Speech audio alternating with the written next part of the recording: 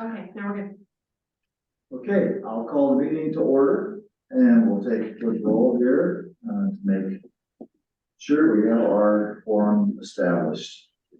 All right, Shauna, Here. Bob, Here. Kim. Here. And Teresa is not feeling well and won't be able to attend the meeting, so. We have our quorum, so we can continue. All right, so I'll call the meeting to order. And I will ask for approval of the meeting minutes first. And then I'll ask for the agenda. But did everyone have a chance to review the meeting minutes? Are there any additions or corrections to the meeting minutes? Last meeting. None for me, I moved to approve the minutes. Okay, motion. to Second. approve. All in favor?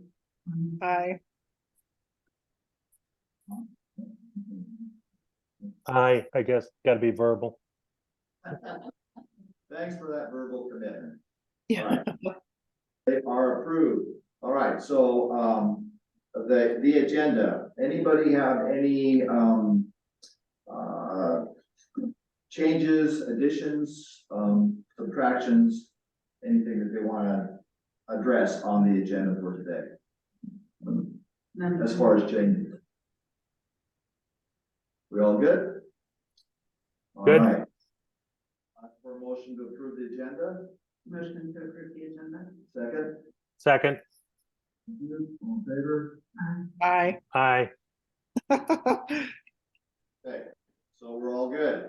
So, Jandy, I'll ask for any citizen comments. Do we have anybody online waiting to comment? Just give me 1 minute. Okay.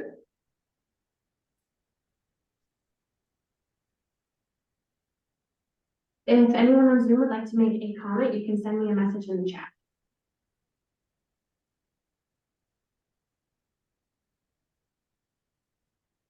Okay, I think we're good. Thank you. All right, so now we are on to reports, and I see that Mr. McAvoy is with us today, so we'll ask him for his city administrator report. Yeah, thank you, Mr. Chairman. Really, the only thing that I have to update the board on this afternoon is just a quick update. Jandy and I later this week have a meeting to discuss the timing of the contract that we'll be going out for to start the programming on the new library. So that's an important development because it's kind of the starter's pistol for that race. A lot of work ahead of us, but it's great news that we can be in a position now to actually formally start having that conversation. So we will in the coming meeting certainly be bringing more information to you as that progresses and obviously as the programming gets underway, including the board in that in a meaningful way. So be ready to hear those updates starting next meeting and beyond. So I just wanted to provide you with that tidbit and hopefully get you excited about that. Everything else is, pretty rote. We're, like we talked about last time, in the midst of budget development, and that will continue. In fact, this coming Tuesday, the mayor will provide her budget message, and then that will kick off kind of the formal council review of the proposed budget. That's really all I have to update the board on this afternoon. Any questions on either of those items? Oh, thank you. You already used the word excited, but I'm excited to hear that that meeting is going to occur and we're getting that started in that direction of the new library. Yeah, we are too. Cool. That's pretty exciting. That is- Anyone else have a question or comment for Mark? Nope. Like we're all good. All right, Bob, Friends of the Library report. Okay. Just the last Friends meeting was held September 28th, which was after our previous board meeting. During that meeting, I report on the Friends here, and at the Friends meeting, I report on the board activities. So, the major part of what the Friends are working on during that meeting, just an update on how their funds, how the funds in the different accounts, basically the savings and checking account. The total funds is just slightly north of 51,000 that the Friends has based on a lot of the different fundraising activities and grant activity over the last 2 years. Michaela attended on behalf of the library staff and passed around a sign-up sheet for folks to volunteer at the upcoming Minion holiday party, Halloween party, which happens to be on my birthday. And that is October 26th from 6 to 8 p.m. If you haven't seen a lot of the posts out there about it, that's going to be a great time. We didn't get everybody signed up at that meeting, but follow on email. We now have all the volunteers lined up between folks from the Friends, including my wife and myself, folks from the teen, the young adult group. So it should be a lot of fun. There is no truth to the rumor that I'll be wearing a Minions outfit, even though one of the Minions is my namesake Bob, but we won't go there. Oh, come on. We talked about the Friends talked about things that I talked about last time. Just kind of recap that the Rotary Club had donated money in order to provide a Storytime rug. That's recently been updated. The rug was ordered, received, and with the additional funds, because the rug wasn't as costly as the donation, the Friends also purchased, for the library, and I don't know what to call these, Jandy. I know Aaron, the children's coordinator, they're little whiteboards. They look like the old Etch-a-Sketch kind of thing, but they're whiteboard versions of the Etch-a-Sketch, which is going to help young folks, working on their letters and everything. We talked about the book sale that's upcoming, be November 17th and 18th, the fall book sale. We still need more books, DVDs. We especially need books for children and young adults. We continued, we approved, basically as a Friend, we approved a handout card that members will get multiple sets of, so that they can hand them out at garage sales, or if people talk about having books to donate, and it helps identify how they can either call us or email us, and we can go out and pick them up, or tells them to bring them into the library. And the only other two things that were discussed as new business were at that time of the year where the Friends needed to appoint a nominating committee of 3 people to develop a list of nominees for 2024 officers, so that list can be presented at the October meeting and then voted on at the November meeting. And that group is working as we speak right now to line up who is going to do what, who wants to do what and be nominated for next year. And then also a budget committee is being appointed for the 2024 budget. This is the budget of the Friends as opposed to the budget of the library. That would be the current treasurer and 3 members. That committee was appointed, and they'll be working on the budget along with Jandy to see where the Friends can augment the library's budget for programming and events like we always do. And that was the only other thing is community engagement. Representative Robin Beckendahl presented another plea and another version of the survey and the QR code to get to the survey regarding the budget and the capital budget items. Robin does a great job of reaching out to everybody and reminding them that they have opportunities to provide input and that they should use those opportunities. And that's the Friends report. Thanks, Bob. Anyone have any questions for Bob? That's a lot. Yes, I don't know. comment?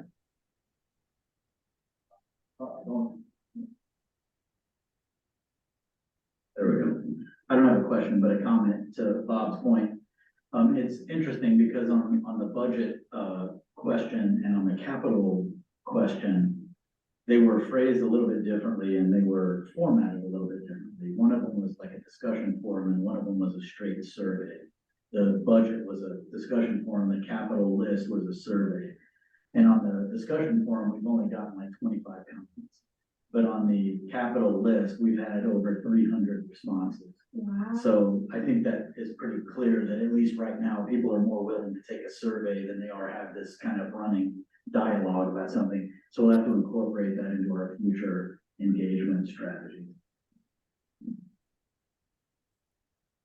That's interesting, but it's not surprising really, but it is interesting. At least it's not. Okay, thanks, Bob. We are on to city council report. Shauna. There wasn't any discussion that was really specific to the library, but there was a workshop and then discussion of the workshop on some changes to transparency or policy for city and all commissions and boards. And I know that Sean, the city attorney, is looking into whether ordinances need to be changed based on that, or if just a new policy can be put out. And it would, for us, I think, because we already record all of our meetings, we already post all of our meetings.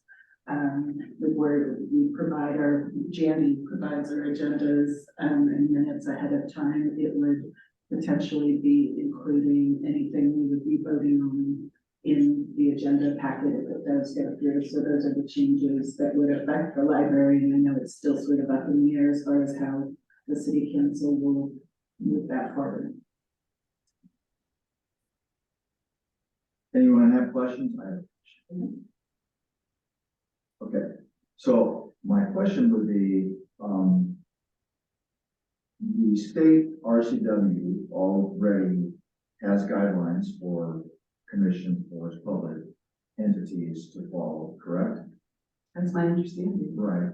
And I don't know, I'm curious to know, can the city, I'm sure they can, but I wonder what the purpose would be to establish a new ordinance that would supersede the RCW. I have a question about that. I don't know if it can be answered, but I'm curious about that since I believe every commission has subscribed to following the RCW and providing the information that the RCW requires of all the public commissions and things of that nature. So that would be one question I have. I mean, I obviously it would change a little bit what we did. Yeah, I would have thought that, you know, the state already has public transparency rules and regulations that apply to city and all the councils. If we're not following them, or any of the commissions aren't following them, I would have someone that let us know if we're following them by having the agendas.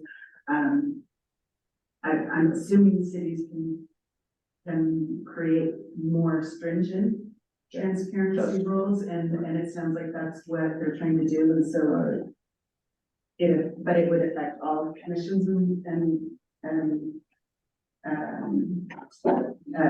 board meetings and committees. So I think that's an issue to bring up at the city council level. It's not anything that we as a library board Oh, I understand. can change, and we accept to the extent that we may need to change our bylaws. But I don't think that if they change the ordinance or create a policy, that would trump the or add to the bylaws. So I don't even think bylaws would need to change. If Right. the city puts additional rules on top of it, it would just mean we couldn't counteract that in our bylaws. So if they created a special transparency ordinance, that's what they would call it. Trying to think here. How would that, Mark might be able to help out on this one. How will that, affect every ordinance that has already been written for guidance for particular commissions and, so I don't know, I'm just curious, will all those ordinances have to be rewritten? That's what I'm wondering. Potentially, and I think that is what the discovery that's happening now is trying to answer, is to how in-depth that whole cascade would be, right? To what extent would all of these downstream ordinances have to change?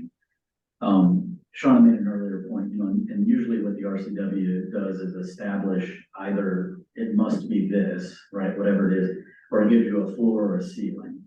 And if it's a floor or a ceiling, you know, you can go below or above, but you can't exceed in either direction. And so that's kind of what we're through the review, getting a handle on, so we can come back to council and say, here's kind of what the RCWs say and the Open Public Meeting Act says. And so here's some areas maybe for some opportunities to make some transparency related improvements without necessarily affecting every other ordinance, right? Or something like that. So it's still to be determined, but potentially it could result in some other ordinances having to change. Got it, thank you. Yeah, and I'm not sure, and this is something Sean would have to weigh in on is, you know, if you create a more recent ordinance that sort of, can that supersede or the other ordinances or the one part, or do you have to open up every single ordinance to make that exact same change? I'm not sure on that. Yeah, and that's one of those questions that we'll have to look into. And obviously, you know, we would want to do whatever we did, we would want to make it address the concern, but have as little collateral impact as possible, Yeah. right? So in that review, that's, I think, going to be the goal. That makes sense. Okay, thank you.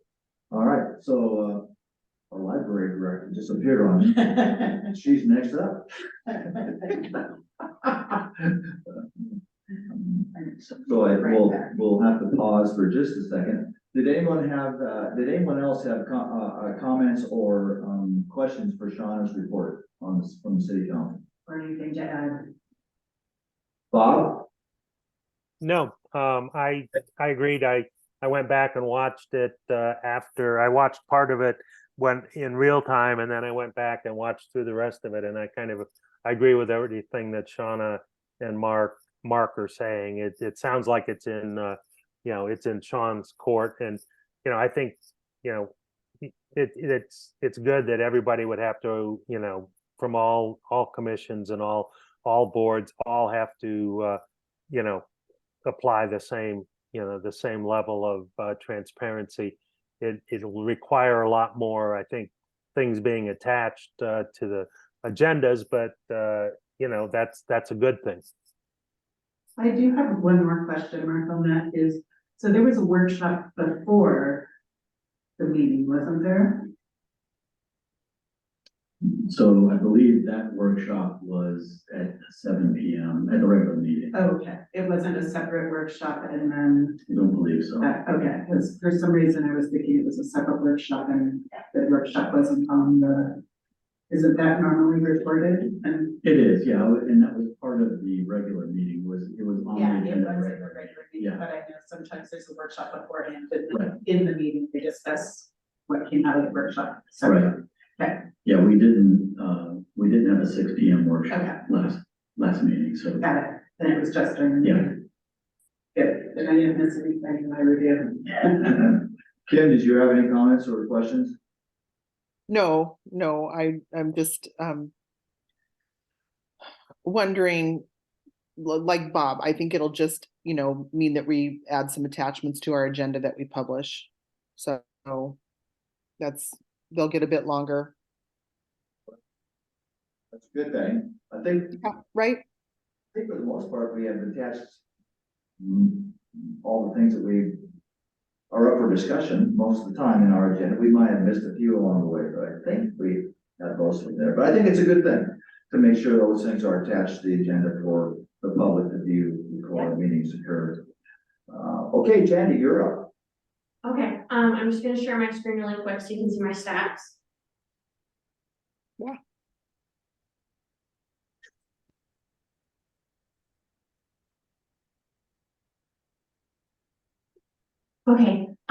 so I have a couple things that I wanted to tell you guys about. The first is, Can you zoom in? sorry.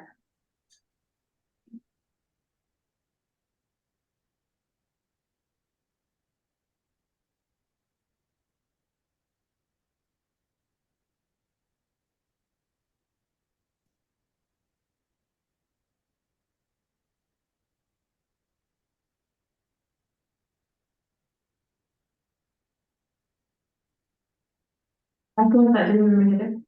No, it's a little bit, read the numbers.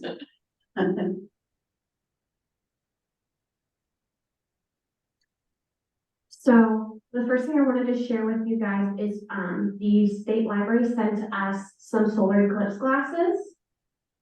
There's a solar eclipse this Saturday morning. And so we have been handing those out at the library. They sent us 200 pairs of glasses and we still have a huge stack of them. So if you know of anyone that's still looking for them, we have them at the library and they're free. And we're giving them out. It's not like you can only have 2 pairs. It's just however many people or your family or however many you need. We have those up at the front desk. Cool. The other fun thing is, I don't know if you guys remember this, from like, I don't know, I remember from the 90s, the book it was like a button that they would give you at school, and then when you would read books, you could put little stickers on it, and then once you had filled your pin, you could take it to Pizza Hut, and they would give you a little pizza. Right, yeah. So Papa Murphy's is doing that now, the one here in town. So they sent us a huge stack of bookmarks, and then the kids can put it in their book, and once they've read 10 books, they can take it into Papa Murphy's, and they will give them their own free and pizza. Oh, sweet. So we have also been handing those out at the front desk. So we're excited to have those because, you know, we just finished our summer reading program and now this is something they can do for the fall. Another incentive, that's Yeah. true. Yeah. So that's been going over really well.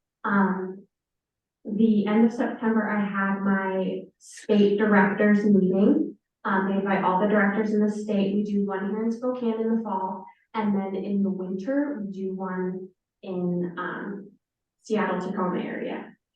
So I had the one this fall here. It was at the new Spokane Valley Library. Patrick, who's the executive director, took us on a tour of the new library. I got some interesting tidbits I wanted to share with you.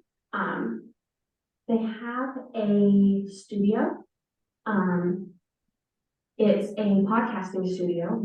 It also can do like YouTube videos, and I can't remember if it does music or not. The new central library downtown in Spokane City has like 3 different studios and they're all dedicated to different things. They've just done the one studio all in one. And so members of the community are able to reserve the room and they can use it to do their podcast, their YouTube video, any recording that they're doing, that sort of thing. And they said it's gone over so well and that it's been really, really well used since they opened in June, I want to say is when they opened. And they have a librarian there that can help out with stuff if there's issues or just show them how to use it. They've also recorded videos online so that people can like watch the video and kind of get a sense of the space and how to use the different equipment. And they said like so many people have been using it for podcasting. And for some reason they thought it would be more of a YouTube thing, but they said, you know, everyone's a podcast now and it's been really, really well received. Wow. So that's something, Patrick said he's happy to take our board on a tour or any of our city staff on a tour and show them around. Just for me, I'm like, that seems a little bit more possible than the city who had like multiple rooms, Yeah. and each had a dedicated use, and they're just like, this is like too big for our little library. So I just thought that was a neat idea that they just have like a one and done space for it. And it's actually sponsored by STCU, so they got naming rights for the studio. And each year they will make a donation to the library or their foundation or something to have their name on the studio, and then that money will go to like upkeeping the equipment and replacing things and that sort of thing. So Nice. I thought that was an interesting idea to kind of help with the costs, is what they ended up doing, so. That's a great idea to get sponsors for Yes, specific. so they have a sponsor for this, they call it the STCU studio, And then for their meeting rooms, they have a couple different meeting rooms that they also have.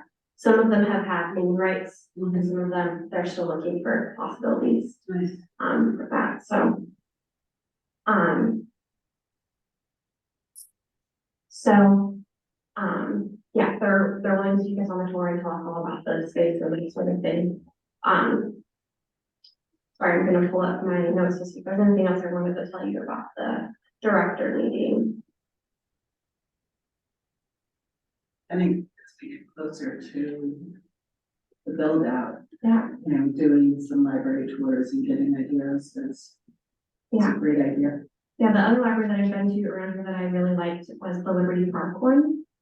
It's over off of, you get off the Altamont exit, but it's over the bottom South Hill. I really like that space too, and it's a smaller library.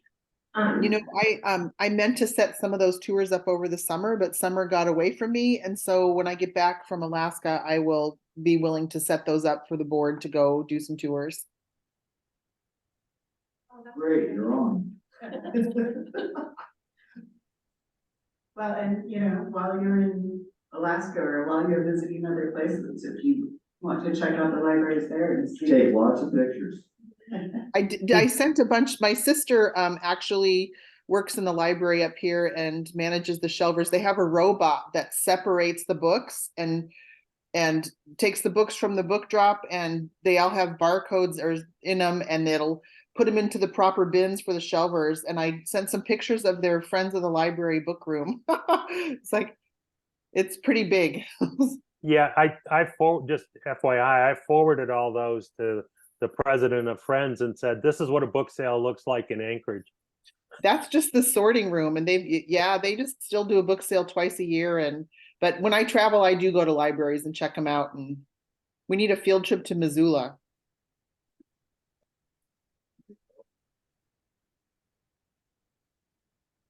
So, the director meeting went really well. We have, different topics that we discuss every hour. Got some names of some trainers that I'm gonna look at for, we have a training budget at the library for some like readers advisory, and some other things to do with our staff. The other thing I wanted to mention is, the state library is doing a trustee training on October 19th. At 4:30, you can do it live or you can do it recorded, and it's with every library. They're trying to do a training every month for trustees, I which has registered for been, that one. oh, good. Yeah, it's been great to see some more trainings for boards that have been coming out this year. Yeah, I registered this summer. I get their information every month, explaining what's coming up and, just Zoom links and all that kind of stuff. But won't be able to attend this one, darn it. Mhm. But as Jenny said, I think if you register, you can watch the recording. Yeah, or maybe you can watch the recording anyway. Yeah, I think they posted something. I'll have to double check, but yeah, they said it's recorded, as well. So you can come and do it on your own. As far as my monthly report, the interesting thing I wanted to point out to you guys, the trend I've kind of been seeing over this spring, summer, is our overdrive downloads have been up. So if you look, last year in September, it was 2,179. And here in September, we're up to 2,847. So I went back and looked at our stats over the summer to see what they were.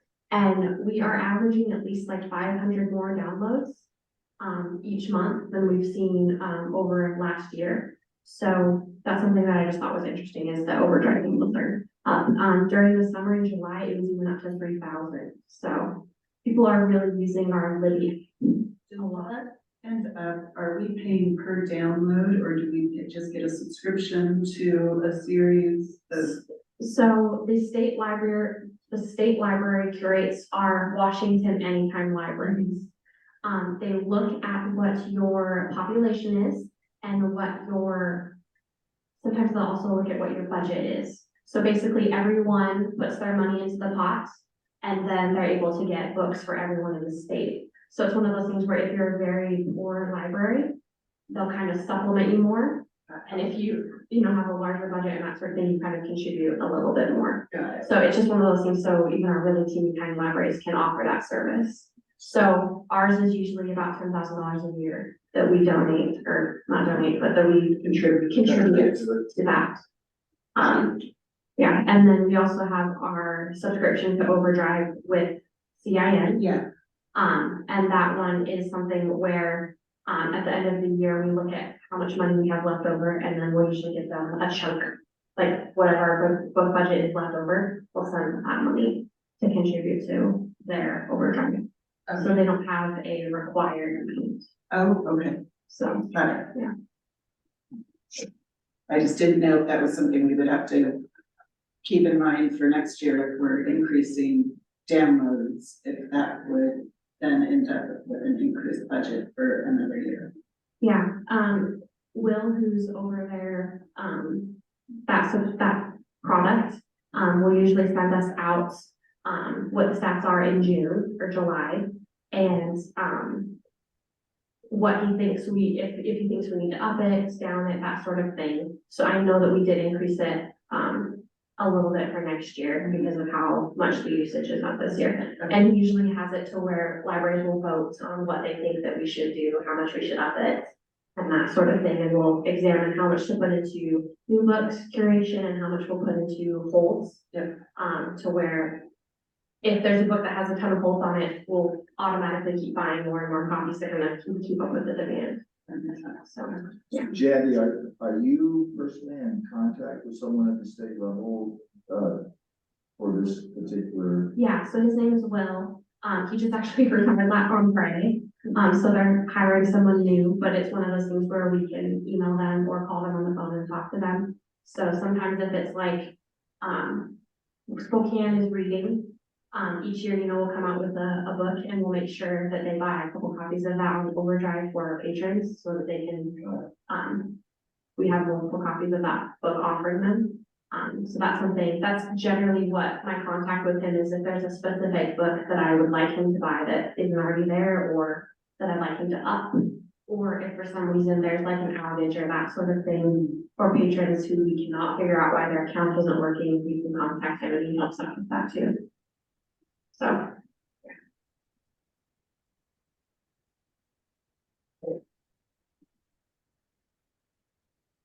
So, I'm trying to think if there was anything else that I really wanted to point out. We just relaunched our 1000 Books Before Kindergarten program in September. We try to kind of relaunch it around back to school. It's for our storytime age crowd, encouraging parents to read to their kids every single day. Research has shown the more that kids are read to, the better that they do in school, the better they perform with their math and their reading and also their vocabulary. So Miss Erin held a launch party last week and we had 20 new families sign up for the program. Over the last year, we've had 40 total. So I'm like a third of that or half of that in one day is really great. And so they have an app that parents can use, or we have sticker sheets that the kids can do, and they put a sticker on, each time that they read their books. And then they bring those sticker sheets in and they can get prizes. So it's kind of like summer reading year round for our little learners to keep their reading up. So that's really great.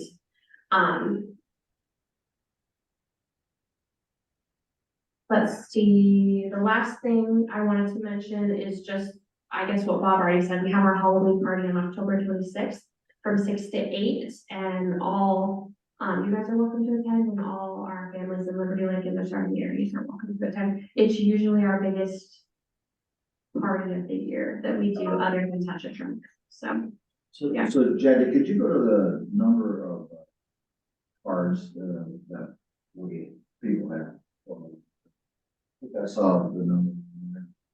Yes, so the total cards and then the new cards? Yeah. Total cards. Yes. So out of those cards, I know it's cards go to people with a 99019. Mhm. Do they also go to people, because over on the other side, is it go different for our city? Yes, so, we give resident cards to everyone who has a Liberty Lake address, Mhm. regardless of if they live in the city limits or not. So are you able to tell when you do give them, how many do and do not live within the city limits? Yes, so on the application, we will ask them that, and that's something that we do track for our stats for the state. So, we'll track, who has resident cards, and who has non-resident cards. And there is a report I can pull to see like 99019 versus 99016. And that sort of thing. So we do have stats on all of that. And so right now we have 6,709 total cards in the system. Once a year, we do a purge where, we will delete cards that haven't been used whatsoever in 2 years. So you usually do see a drop, on that once a year when we do that delete. It's just one of those things when you don't want cards on there that aren't really being used. Yeah. And so that we feel like we have a really accurate number of who is frequently used in the library. Well, thank you. Yeah. So I'm gonna make a comment about reading. Yeah. Because it's pretty cool. So, my son picked up, this really a nice book on Harry Potter at the library. And it's larger print, he's 9 years old. So, he asked me the other day, he said, Grandpa, do you remember in the film, yeah, he said, well, I read that in the book. And I said, well, which did you like better? Did you like the film or did you like the book? He said, oh, the book is a whole lot better. There's a whole lot more information in that book, and I could tell that his mind had worked, had conjured up the imagination that went along with the work. It was pretty cool. I mean, just the power of reading that was reinforced to me when I had that conversation. Pretty cool. Thought I'd share that because I thought it was cool. Okay, so now we are on to our business. So the first thing on our business is interlibrary loans. Jandy and I talked about that briefly when we put this together. Jandy suggested that she was going to talk with the director to find out just where they might be before we decide to, formally make an attempt to make any changes. Jandy, I'm going to give it to you. Yes, so I'm gonna meet with Patrick tomorrow. He's the director of the Spokane County Library District, and see if he thinks it's something that they would be interested in changing or not. So what we're looking at changing is just one line in our agreement that gives us the ability to order interlibrary loans for patrons that come to our library that are non-residents. So we do have a lot of patrons who view us as their library and only come to our library, maybe they live in Green Acres or live in Lake or something, and we're the closest library, or, they just like us for some reason. And so I will get a lot of purchase requests each month from these patrons who, there's a book that they want me to buy for the library. And when I look at these purchase requests in general, I'll look and see, is it a book? Is it a series of books? What's the date on the book? Is it an older title? Is it a newer title? Is it something that's very specific that I think that is not something that, a wide audience at the library would want or not? Anyways, I consider a whole bunch of things. And if it's something that I don't want to buy, what I usually will do is I will put an interlibrary loan request in. And it's on OCLC, and libraries from across the country can see these requests. And if they have the book, they can say, yes, I have the book, and they will mail it to me in the mail. If a patron puts in a purchase request for a book that I don't want to buy and they're a non-resident, I just have to say, sorry, I'm not gonna buy that book. Because they're not a resident, and we have an agreement right now with the county where we will not request books for their patrons. They have to go to the county and do those requests. So when we do interlibrary loans, we only do ones that are free. And so it doesn't cost us anything to be doing this other than the staff time that it takes to, click a couple buttons and then that sort of thing. So it's not a very high cost service for us. So it's something that I would like to be able to offer all of our patrons, regardless of if they are, live in Liberty Lake and are a resident or not. But it's something that we have an agreement with the county right now that we're not going to do that. So I'm going to I have a Zoom meeting with Patrick tomorrow afternoon, and I'm gonna talk to him about it and see what his kind of read is on the situation. And then I will let you guys know in our next meeting where we are. Yeah, I wonder why they don't want us to request books for their patron. Yeah, so he said he was around when they made the initial agreement in 2012. So he has like the background on it, so I'll definitely ask him that and see what he thinks. If not, it's one of those things where I don't want to dissolve the agreement with them. Because it does give our patrons the ability to have a card with Spokane County Library District and with Liberty Lake.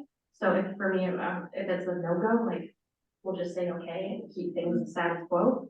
And At least in my opinion, that's what I like to do, but because Spokane County is not part of CIM. no, So it basically gives us two library, it gives patrons of Liberty Lake yeah, Library two networks. Yeah. Spokane County Library District and the CIM that we are. yes. So yeah, it offers our patrons a huge amount of resources, and that sort of thing, so.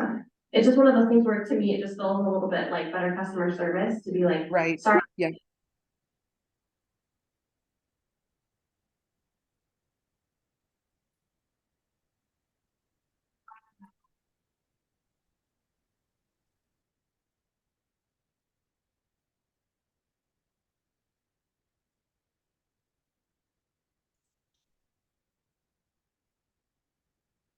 Can you hear her?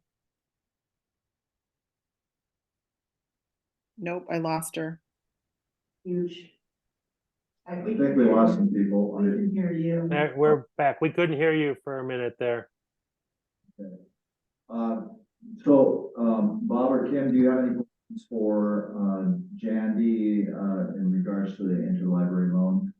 No, I just hope that he's amenable to that change because it seems to me like that's just another level of customer service for patrons. So, That's the library has to do. If Yeah. you're doing it instead, and they have the opportunity to go to the Spokane libraries and get the same service. Yeah, So since this is a policy, does this, after you have this talk, let's say you guys are in agreement to make that one line change, does that have to be,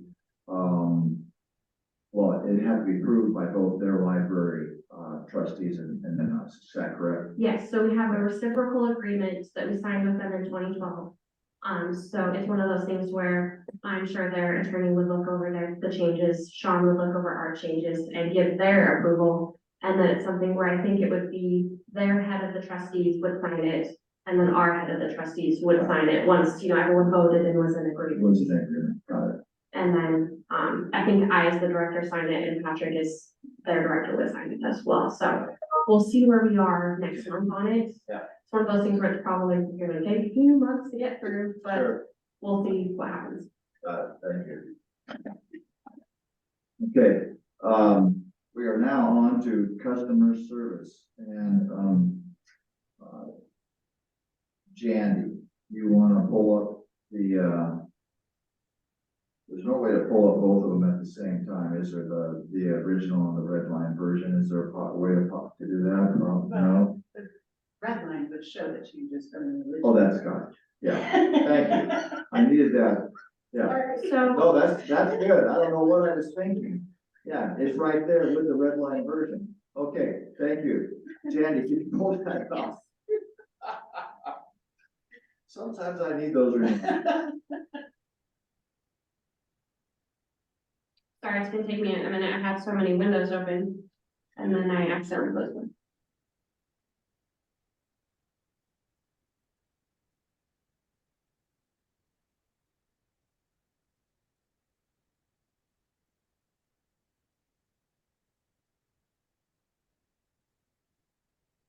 And then Bob, you provided some red lines too, that was separate from the. So I'm gonna pull up Bob's, because it's a one sheet for everyone to look at. So you and Michaela have been working on this policy. It's a policy that we haven't updated since 2018. And so, this week, as I was looking through it to prepare for our meeting, it's, kind of where, one of the comments I had heard was just like, there's not really very much to it anymore. And so I was like, I'm gonna go look at some other libraries and see what they have for their policies. And guys, I looked at 10 different libraries. None of them have a customer service policy. They don't have one. No, I was a little surprised we did, and then that it was also like an employee expectations. Yes, so that's something I just wanted to discuss with you guys is, as I was reading through it, the thought that I had was, if I have a staff member who I don't feel is providing good customer service, that's something where I would have a conversation with them, give them recommendations on things that I thought they could improve on. And if it's something where it was something very egregious, or if it's something that was a chronic issue, it's something that I would bring HR in on. Right. And I went through our personnel, like, the city's personnel manual, and they do have a process for these kind of situations where if it's, they have a process that they go through, whether there's a complaint, from a citizen, if there's a complaint from a fellow employee, if there's a complaint from, an employee to employee, they have a process where they go through and handle something like this. So, Jay, I think Bob made this comment last time, that it appeared to be more of a employee handbook, thing, Yeah, policy. Now, does the library have an employee handbook? so we have a city personnel manual, is what we call it. That has everything about, dress code, expectations for conduct, sick days, vacation days, everything under the sun. And then, as a library, we have a procedure manual, is what we call it, for, this is what we do in this situation, this is what we do in this situation.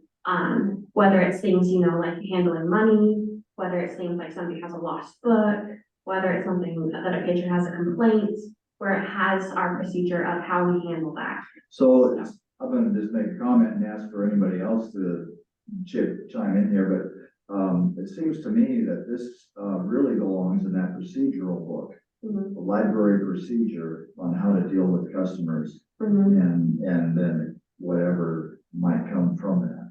I don't know, Sean, have any comments about that? That was one of my first observations when I was reading the customer service policy also, was this is more of an employee manual type thing or a handbook thing. So we took all of that out. Yeah, The stuff that's left is already pretty much covered in other policies. It's a lot about, we're gonna treat everybody with fairness, with equity, we're not gonna discriminate. And mhm. that's already in the other policies in other ways. And that is something that is handled in the city's personnel manual, Yeah. where if there's an issue of discrimination or harassment or that sort of thing, it's my job as a supervisor to report it. And then for us the city to undertake an investigation, whether that were an employee or, a member of the public. And like you said, this is an issue where if your employees are not providing customer support or are providing poor customer support, that's an employee issue to be handled, not a public issue to, like, you wouldn't have a patron coming, you don't want a patron coming and trying to discipline an employee because they didn't handle a situation the way that they wanted them to. That's something that should be handled internally within staff. Yeah. And the fact that the other libraries don't have it is, Yeah, it says something, says something. right? So Bob, comments about this? No, I mean, I did the same thing Jandy did. I did find a couple, libraries that had, customer service policies that were a little bit like, what was left of ours. And then I, got ambitious and, added some changes and stuff, but I have kind of the same feeling that Shauna does is, we already say those are our goals. And that we, the expectations we're meeting through the other policies. So, I think maybe we have to look at, I don't know what the process is for deleting a policy, but unless we want to just have a short one-page policy that says we're going to provide good customer service, maybe we don't need it. That's I, what I think we need to keep it. I think in this day and age, the way libraries are under attack, I think it will be helpful to have an explicit, it doesn't have to be complicated and it doesn't have to include things that are part of personnel issues, but I think it's just a nice explicit way to put that out there, and more of a PR thing if it's already covered in employee policies. But I think it's just a nice token that we are really being mindful and thoughtful, especially if other libraries don't have it. I don't think it hurts to have it as a policy. Yeah, I would agree with that. Yeah, it doesn't hurt us, but there are some things in here that that we may want to consider additional removal, like the library patrons have an expectation that staff will take responsibility to verify with the patron that his or her needs have been met. We may not be able to meet their needs. Correct. Yes. So can this be covered with one or two statements or bullets, just customer service? Yeah. One or two bullets that we will provide the best possible experience for our patrons. And just leave it, that's one, that could be just one. And then we could discuss maybe what one or another one might be. Janny, you might be able to help us out with what you think would be appropriate there. But I'm wondering if Bob's gonna have to zoom out, but so we still have three of us. So can we get it I'm down? still here until they pull into my driveway, so. Okay, good. That's good. Can we get it down to one or two bullet points and call it our policy? I think we can. I think that there's also like making it so granular one about the one that, you know, that their needs have been met. I don't want to put that in there because you may not be able to meet their needs. But that their needs have been listened to or understood could potentially be said. But you get into this ambiguity of what does that mean? Right. I don't think you understood my needs. You know, I almost think we don't need the bold-faced ones, but that we could just bullet all the little paragraphs that are not bold and statements that are not bold-faced. Here's what customer service looks like at Liberty Lake Municipal Library. We'll acknowledge and serve patrons equitably. We will make each interaction a high-quality experience for the patron to our greatest ability. And I would just take out the boldface and because library patrons might not have that expectation, but here's what we're going to try to do for our patrons. So This is our goal. I don't know, that's just my thinking. Okay, Janny? Sorry. My question is, in the customer service policy, sorry, let me find it right here. Let's see.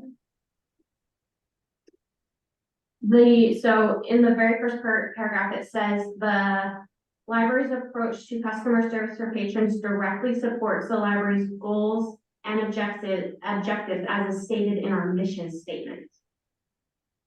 So if we look at our mission statement and our core values and our vision, does that cover what we're hoping for? Where it's like that we're going to treat everyone fairly, that we're going to do our best to provide the highest level of customer service? Would something like that suffice? Or do we need a separate customer service policy? I like the idea of a separate customer service. I mean, I think it's, I said it before. I just think it's a good thing to have, particularly in this day and age.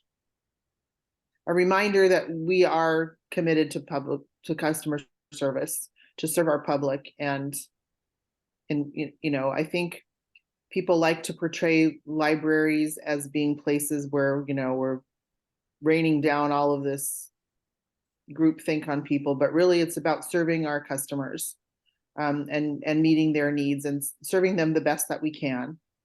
And I think it's a good PR thing to have separate. Well, and in the scheme of things, you could keep this in a reduced form and link to our mission statement. For additional things.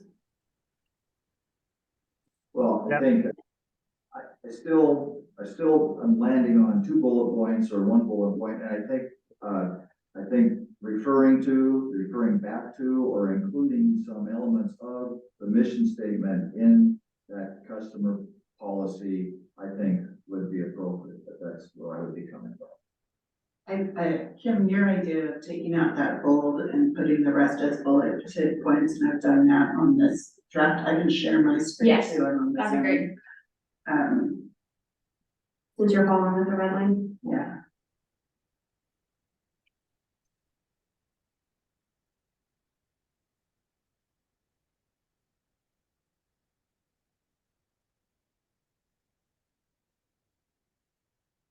So this is Bob's clean version. And so it just, I'm gonna have to go, guys, so. Okay, thanks, Bob. it's got the, places that first opening paragraph or, we serve everybody equally. The approach directly supports the goals and objectives as stated in the mission, and then just the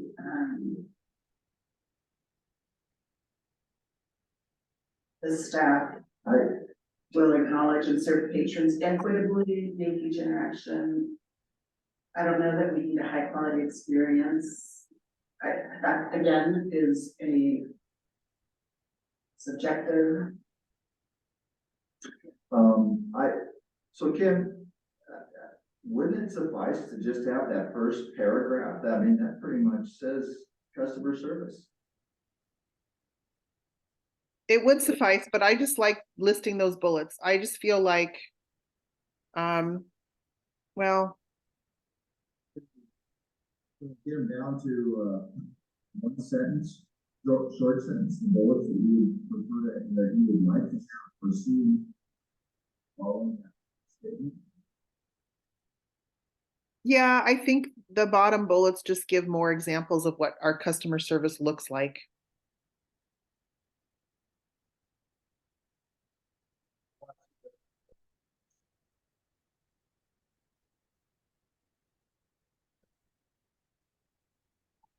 Hope I can't hear anybody. Can't hear me? Oh, now I can. So that first, the first bullet point would be the staff will acknowledge and serve patrons, that saying there. Is that a bullet point? It's just a little more descriptive. I mean, I'm fine either way. I just feel like that's a little bit more descriptive. Just more descriptive. But it's up here at the top. Oh, yeah, it is.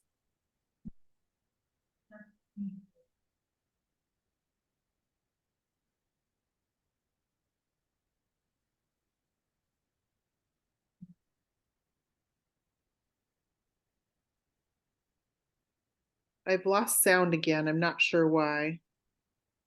It might be because if we're not talking directly into the microphone. Okay, there you're back again.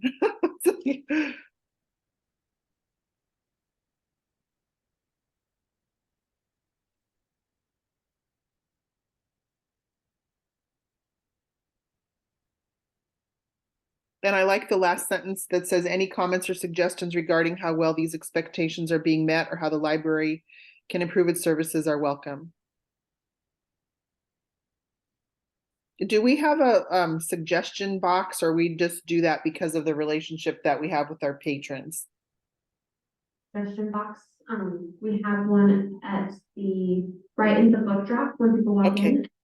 One outside the meeting room with, papers and pens for people to make comments in Right, case they. okay. So, and we check that, every week. And I think this third bullet, that's currently the third bullet that's highlighted here, can be removed also, because that's more of a procedure thing of Yeah. 3 days. So if we just say that patrons will be treated politely, promptly, with helpful attention. Yep. Any cancel phone calls and direct callers to appropriate work Yep. areas. Ultimate goal is to meet a patron's expectations for service while fulfilling the mission. Comments and suggestions and, are welcome. Mhm. I think that I is- like those three right there. I think Yep. that- It covers it.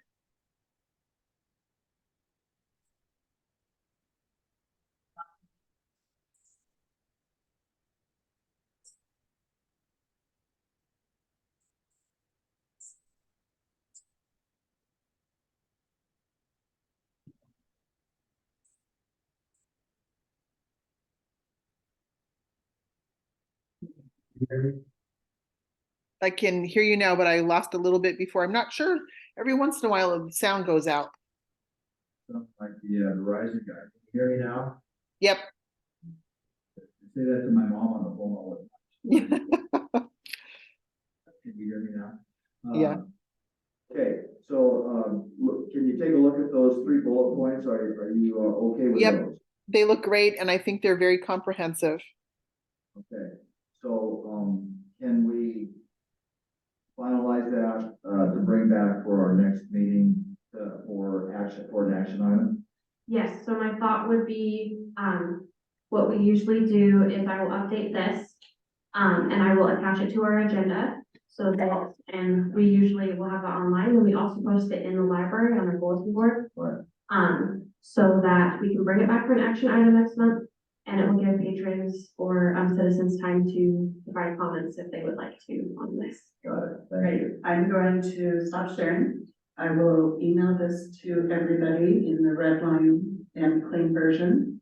Yes, And as the clean version is just a PDF. yes, And then, we can propose voting on it at the next meeting. and that will give, Bob time to look at it again and for Teresa to look over it as well. Right, thank you. That'll work, I think. We'll be on an action item next time. All right, we're okay with that? Kim, you on with that? Yes, yep. Good? All right, We are doing really well because, we have the computer policy, the, customer service policy, we're on our list for this year. And the next meeting will be November, so we'll have met all of our goals for this year this month. that's good. Okay, anyone have anything, Jandy, do we have anything else on our, I think that's all we had for our business for Yeah. today. Okay, I'm gonna ask for, and so we have one action item for, next time around.